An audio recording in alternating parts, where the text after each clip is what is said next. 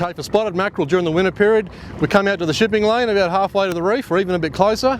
Look for the bait schools on the bottom and around that 20 to 26, 27 metre country is usually where they like to hang out. And simply drop the metal slices down. If there's a bit of current running, you can anchor up, put some pillies on, unweighted, and let them drift down with the current, get a bit of burley going. But metal slices are great fun because you get the hit on the way in, it's just awesome.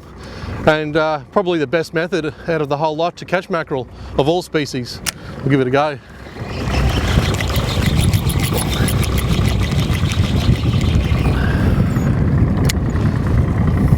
Crank him up about 30-40 feet off the bottom. If you don't get a hit, just drop it straight back down again. Okay. Just drop your metal slices, 3 to 4 inch ones, perfect for spotties. Drop them down amongst the bait schools, crank them back to the surface as quick as you can.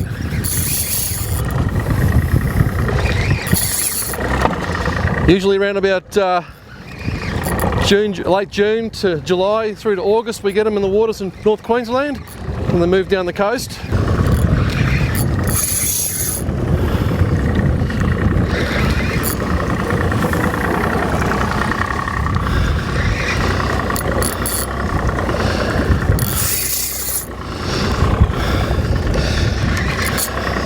Get the doggies and the spotties in together. Well, this one's a doggy.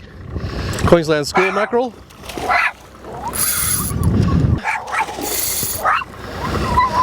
They love these schools of herring and yakkers that get out here on the seabed.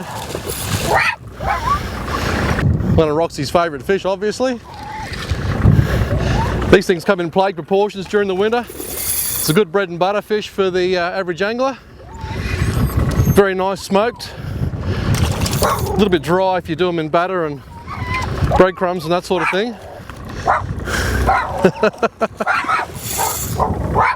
You want a piece of him, do you? Alright, we'll get him in. Here's a few of his mates down there. So we can get some spotties. That's your Queensland school mackerel. Minimum 50 centimetres. Good little bread and butter fish. Get a fair bit of meat off them. And yeah, they travel with the schoolies as well. The Japanese spotted mackerel and the schoolies all travel together. So good little bonus. We'll let this one go. He's a bit dry to eat, but great smoke, great for smoking and good for sashimi too. So put him back, see if we can get a spotty.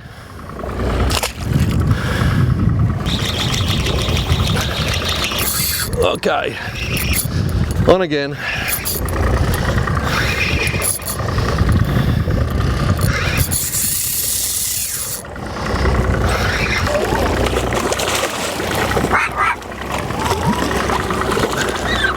Now, just a word of warning, like their big cousins the Spaniards, they got a wicked set of choppers.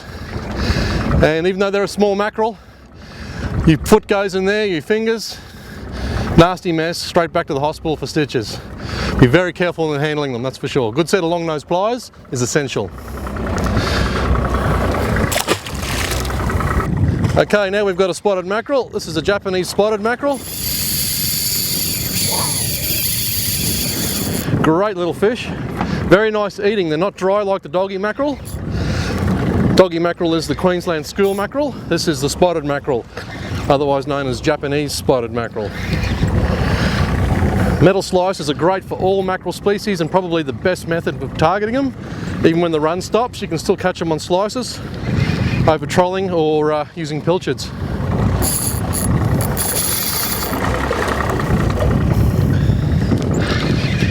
A good little reel too that high speed retrieve is perfect for these.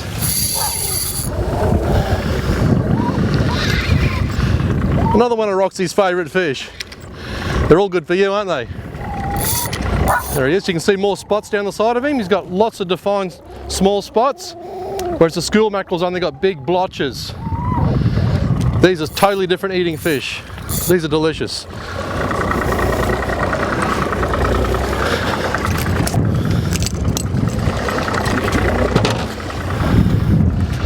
Unlike the doggy mackerel, this one's going to come home, this one's going to be dinner tonight. There's thousands of them here, we could catch hundreds if we wanted to, but we're just going to take 2 home for dinner.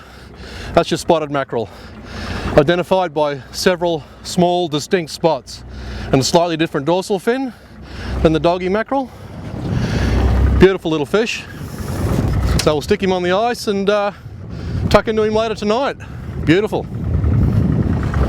Now with the metal slices for spotted mackerel, I like to use maximum 4-inch. That's the size I'd use for small Spaniards. Even big Spaniards will take a slice that size. So that's around 4-inch. So 3 to 4 inch are the perfect size slices to use. There's a homemade one. That cost me about 80 to 90 cents each to make those out of stainless strip. Give them a couple of little kinks top and bottom, makes them do the flash on the way up, and a good 6x VMC hook. But you must use a mono leader. You might go through a few, but mono leader retrieve very quickly. They always seem to miss the leader and go for the back half of the lure and get hooked in the corner of the mouth. And that's the benefit of winding really fast. You might get sore arms after a while, but just have a blow if that happens. So mono leader, no wire. You can see a couple of teeth marks on it there. If it gets too bad, you just trim it down. That's why a good quality leader is perfect for slicing for Spaniards, spotties and doggies.